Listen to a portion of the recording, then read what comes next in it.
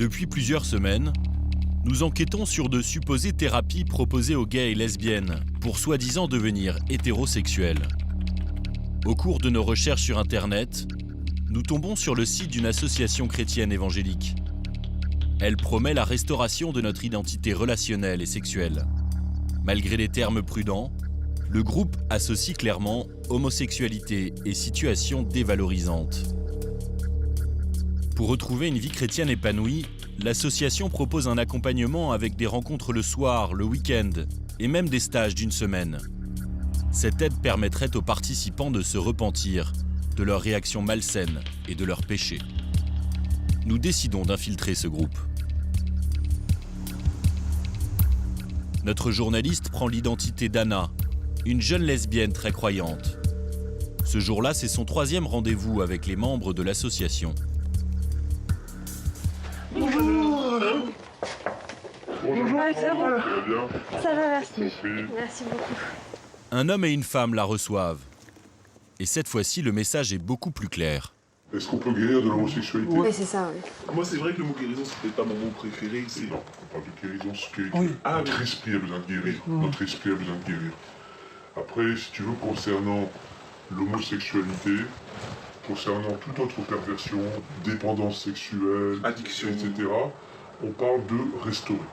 Restaurer. Restaurer, ça veut dire qu'il y a une libération qui peut se faire.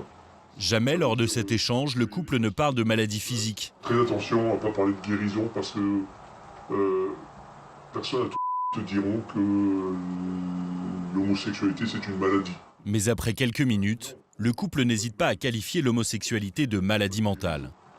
Par contre, de dire qu'il y a une maladie dans notre esprit, dans notre âme, oui, Jésus est venu pour les malades, pour les guérir, pour les sauver.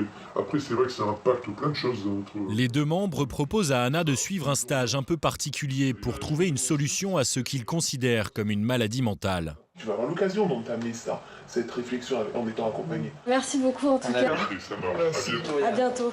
Sur Internet, Anna s'inscrit donc à ce mystérieux stage qui promet de restaurer l'identité relationnelle et sexuelle. Ces thérapies dites de conversion homosexuelle ont été développées aux États-Unis par des mouvements évangéliques. 700 000 Américains les ont déjà suivis. Quand j'ai découvert l'amour de Dieu, ma vie a changé. Peu importe comment tu es né, tu peux renaître. D'anciens participants dénoncent des abus psychologiques. C'est nocif, c'est mauvais pour la psychologie, pour le bien-être de la personne. La députée Laurence von Sonnebrock-Mialon s'engage auprès des victimes. Bonjour madame. Allez-y, entrez. Ça va? Elle prépare une proposition de loi visant à rendre ces thérapies illégales.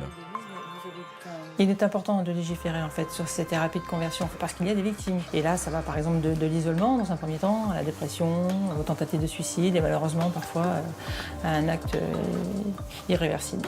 Enquête sur ces sulfureuses thérapies de conversion.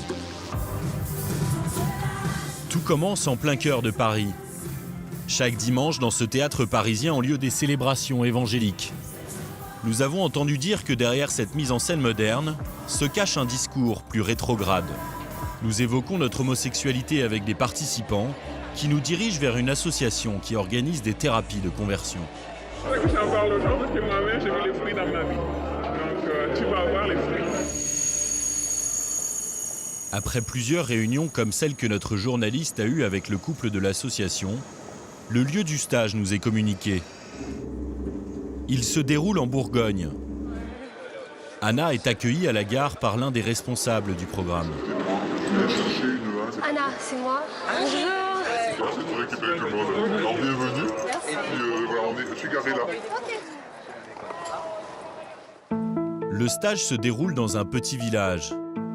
Ce centre de vacances évangélique a été loué pour l'occasion. Pour 320 € la semaine, Anna a le droit de planter sa tente au fond du parc. D'autres participants ont déboursé 400 € pour dormir dans des bâtiments en dur.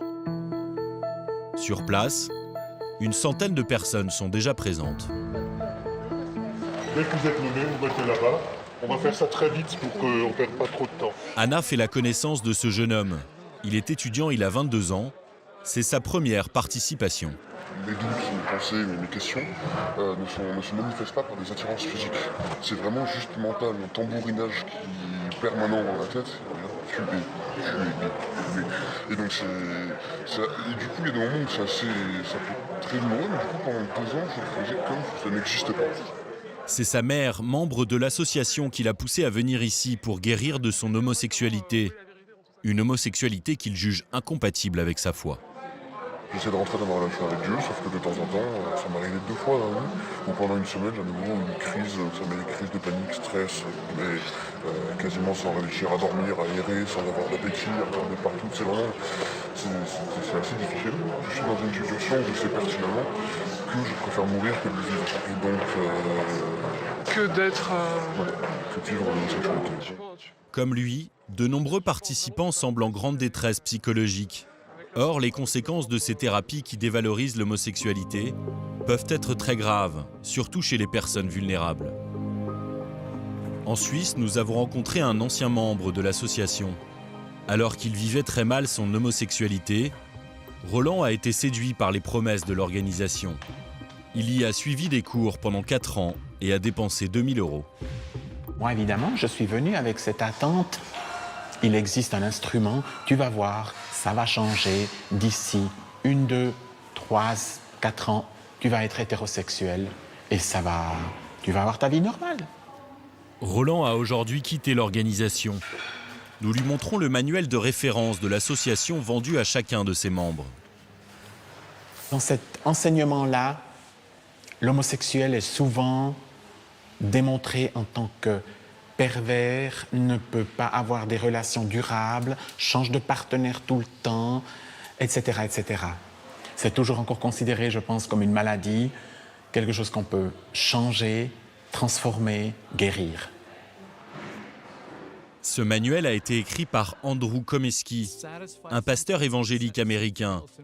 Celui qui se dit ex-gay est aujourd'hui marié et il a 4 enfants. Il se pose en exemple de la réussite de sa méthode de changement d'orientation sexuelle. Parfois, guérir de la souffrance passe par la souffrance elle-même, à condition que tout cela soit soumis au miséricordieux. Aujourd'hui, Roland condamne fermement le principe même des thérapies de conversion. De faire des thérapies quelconques pour changer l'orientation sexuelle, peu importe comment, c'est nocif, c'est mauvais pour la psychologie, pour le bien-être de la personne, parce qu'on lui transmet un message qui est très, très dangereux et très mauvais pour son identité personnelle. Depuis, Roland a monté une association qui aide les homosexuels chrétiens à concilier foi et sexualité. Malgré la prévention que mènent notamment les groupes LGBT contre ces stages qui promettent de restaurer l'identité sexuelle, les associations comme celle que nous avons infiltrées continuent de faire le plein lors de leur thérapie de conversion. En Bourgogne, la formation se poursuit pour Anna, notre journaliste. Après une cérémonie religieuse, elle assiste à une conférence. L'intervenante y explique les causes supposées de l'homosexualité. Elle serait due à un manque d'amour maternel. Pour appuyer sa théorie, elle cite le cas d'une ancienne participante qui n'a pas été allaitée par sa mère. On a entendu ce témoignage, une personne, pour je crois des raisons médicales, sa maman a dû arrêter cet allaitement, elle a vécu ses angoisses, et ça a poussé à une compulsion lesbienne, parce qu'elle cherchait ces seins maternels qui lui ont été arrachés de façon brutale lorsqu'elle est tout bébé. Eh bien, je vous invite à vous... Une fois le soi-disant problème identifié, il faut prier. Seigneur, tu fais remonter maintenant tous ces chagrins. Oui. Saint-Esprit, viens, souffle sur ces cœurs de petits qui sont blessés. Puis, les participants et les encadrants sont invités à se prendre dans les bras. Et certains fondent en larmes.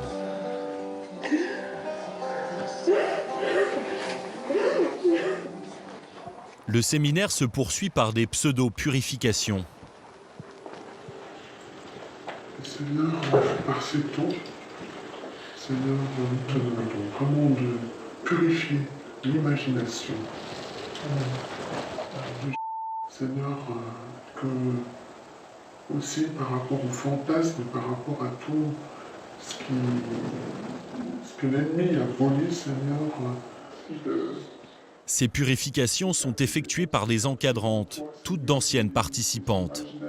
Elles sont censées incarner la réussite de la méthode. Vient le tour d'Anna. Seigneur, merci de ce que tu connais Anna parfaitement. Et Seigneur, merci de l'aider lorsqu'elle est enflammée ou qu'elle a ses questions, ses problèmes, Seigneur, qui la hantent.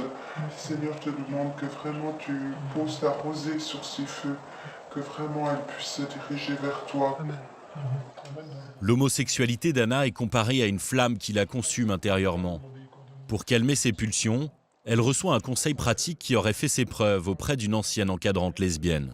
Elle disait, quand notre corps s'enflamme comme ça, sexuellement, elle dit, parce que c'est des hormones, hein, ça bouge aussi, elle conseille, c'est un truc comme ça, prendre une douche. Voilà, c'est facile.